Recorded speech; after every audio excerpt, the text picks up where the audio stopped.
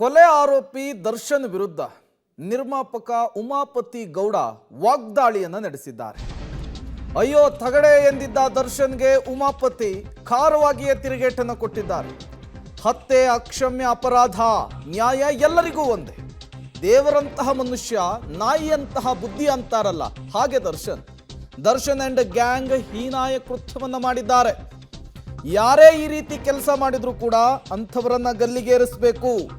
ನಟ ದರ್ಶನ್ ವಿರುದ್ಧ ನಿರ್ಮಾಪಕ ಉಮಾಪತಿ ಗೌಡ ವಾಚಾಮಗೋಚರ ವಾಗ್ದಾಳಿಯನ್ನು ನಡೆಸಿದ್ದಾರೆ. ಸರ್, ನಾನು ಈಗಾಗಲೇ ಹೇಳಿದೆ, ಅಕ್ಷಮ್ಯ ಅಪರಾಧ ಅದು. ಯಾವುದೇ ಕಾರಣಕ್ಕೂ ಕೂಡ ಯಾರು ಅಪರಾಧ ಮಾಡಿದ್ರು ತಪ್ಪೇ ಸರ್. ಯಾಕಂದ್ರೆ ನಾನು ಮಾಧ್ಯಮಗಳ ಮುಖಾಂತರ ಕೇಳ್ಕೊತಿದ್ದೆ, ಮತ್ತೆ ನನ್ನದೇ ಆದಂಥ ಒಂದು ಸ್ನೇಹಿತರ ಬಳಗದಿಂದ ಕೆಲವೊಂದಷ್ಟು ಮಾಹಿತಿಗಳು ಬಂತು. ಏನು ಅಂದರೆ, ಈ ಆತ ಎಷ್ಟೇ ಬೇಡ್ಕೊಂಡ್ರು ಕೂಡ ಬಿಡಲಿಲ್ಲ ಅಂತೇಳಿ, ಮತ್ತೆ ಮೆಗ್ಗರರು ಮತ್ತೊಂದು ಇನ್ನೊಂದು ತರಿಸೋದು. ಮತ್ತೆ ನಾನು ಅನ್ಕೊಳ್ಳೋದೇನಂದ್ರೆ, ಇದನ್ನು ಸಾಯಿಸಬೇಕು ಅಂತಾನೆ ಕರ್ಕೊಂಬಂದ್ರು ಏನೋ ಅಂತ ಗೊತ್ತಿಲ್ಲ ಸರ್. ನಾನು ಯಾರೋ ಏಟು ಆರೋಪಿ ಬಗ್ಗೆ ಮಾತಾಡ್ತಾ ಇಲ್ಲ. ನಡೆದಿರುವಂಥದ್ದು ಯಾರೇ ಮಾಡೋರು ತಪ್ಪೇ. ಆಮೇಲೆ ಮುಖ್ಯವಾಗಿ ನೋಡಿ, ಎದೆ ಮೇಲೆ ಅಚ್ಚೆ ಹಾಕ್ಸ್ಕೊಂಡು ನಾನು ಎದೆ ಬಗ್ಗದು ತೋರಿಸ್ಬಿಡ್ತೀನಿ. ಇವತ್ತು ಯಾರು ಆಂಜನೇಯ ಇಲ್ಲ ಸರ್. ಶ್ರೀರಾಮನ್ ತೋರಿಸುವಂಥ ಭಕ್ತಿ ಆ ಕಾಲನೂ ಇವತ್ತಲ್ಲ. ನಾನು ಹೇಳೋದೇನಂದ್ರೆ, ನೀನು ಬದುಕು, ನಾನು ಬದುಕ್ತೀನಪ್ಪ. ನೀನು ಚೆನ್ನಾಗಿರೋ, ನಾನು ಚೆನ್ನಾಗಿ ಆಯ್ತು. ನೀನು ಏನೇ ತೊಂದರೆ ಕೊಡು, ಎಷ್ಟು ದಿನ ತೊಂದರೆ ಕೊಡ್ತೀಯ? ನಾಯಿಗಳು ಬಗಳ್ತವೆ, ಎಷ್ಟೊತ್ತೊಂದು ಬಗಳ್ತವೆ, ಗಂಟು ಒಣಗೋವರೆಗೂ ಬಗಳ್ತವೆ, ಆಮೇಲೆ ಸೈಲೆಂಟ್ ಹೋಗೋಗಿ ಮೂಲೆಯಲ್ಲಿ ಮಲಗಿರ್ತವೆ.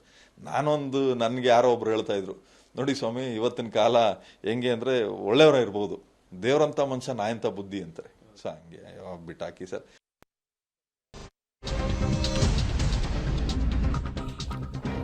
ಮುಂದುವರೆದು ಹೇಳ್ತಾರೆ ಉಮಾಪತಿ ಗೌಡ ಅವರು, ನನ್ನ ಸೆಟ್ನಲ್ಲೂ ಕೂಡ 2-3 ಬಾರಿ ಯಾರಿಗೋ ಹೊಡೆದಿದ್ರು.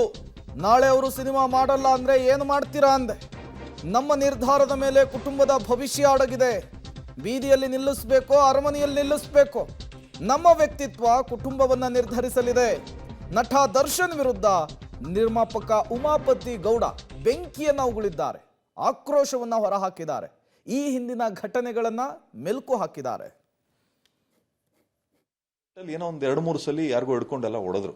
ಹೇಳಿದೆ, ಸರ್ ಬೇಡ, ಬಿಟ್ಟಾಕಿ. ಇವಾಗ ನಾಳೆ ದಿವಸ ಅವ್ನು ಸಿನಿಮಾ ಮಾಡಲ್ಲ ಅಂತ ಬಂದ್ರೆ ನನ್ನ ಪರಿಸ್ಥಿತಿ ಏನು ಸರ್? ನೀವು ತಗೊಳ್ತೀರಾ, ಅವ್ನು ತಗೋತಾನೆ. ನನ್ನ ಪರಿಸ್ಥಿತಿ ಏನು? ನಾ ಅರ್ಧಂಬರ್ಧಕ್ಕೆ ನಿಂತ್ರೆ ಇವತ್ತು ಪ್ರೊಡ್ಯೂಸರ್ ಕತೆ ಏನಾಗಿದೆ ಸರ್? ಮೊನ್ನೆ ಅರ್ಧಕ್ಕೆ ನಿಲ್ತಲ್ಲ ಸಿನಿಮಾ. ಪ್ರೊಡ್ಯೂಸರ್ ಕತೆ ಏನು? ಎಲ್ಲರೂ ಈತನ ಬಗ್ಗೆ ಮಾತಾಡ್ತಾ ಇರಲ್ಲ, ಪ್ರೊಡ್ಯೂಸರ್ ಬಗ್ಗೆ ಯಾರು ಮಾತಾಡೋರು? ಆತನ ಮನೆಯಿಂದ ದುಡ್ಡು ತನ್ನೋ ಸಾಲ ಮಾಡೋದ್ನೋ ಗೊತ್ತಿಲ್ಲ ಸರ್. ಆತನ ನಂಬ್ಕೊಂಡು ಎಲ್ಲರೂ ಒಂದಷ್ಟು ಜನ, ಒಂದು 300-400 ಜನ ಕೆಲಸ ಮಾಡಿದ್ರಲ್ಲ, ಅವ್ರ ಪರಿಸ್ಥಿತಿ ಏನು? ಅದಕ್ಕೆ ನಾನು ಹೇಳೋದು ಸರ್, ಯಾವತ್ತೂ ಅಷ್ಟೇ, ನಾವು ತಗೊಳ್ಳೋ ಒಂದು ನಿರ್ಧಾರದ ಮೇಲೆ ನಮ್ಮ ಕುಟುಂಬನ ಬೀದಿಯಲ್ಲಿ ನಿಲ್ಲಿಸ್ಬೇಕು, ಫುಟ್ಪಾತಲ್ಲಿ ನಿಲ್ಲಿಸ್ಬೇಕು, ಅರಮನೆಯಲ್ಲೇ ವಾಸ ಮಾಡಿಸ್ಬೇಕು ಅನ್ನೋದಿರ್ತದೆ. ನಾನು ತಗೊಳ್ಳೋ ನಿರ್ಧಾರ ಸರಿ ಇಲ್ಲ ಅಂದರೆ ಅರಮನೆಯಲ್ಲಿರೋ ಕುಟುಂಬ ಬೀದಿಗೂ ಬರ್ತದೆ.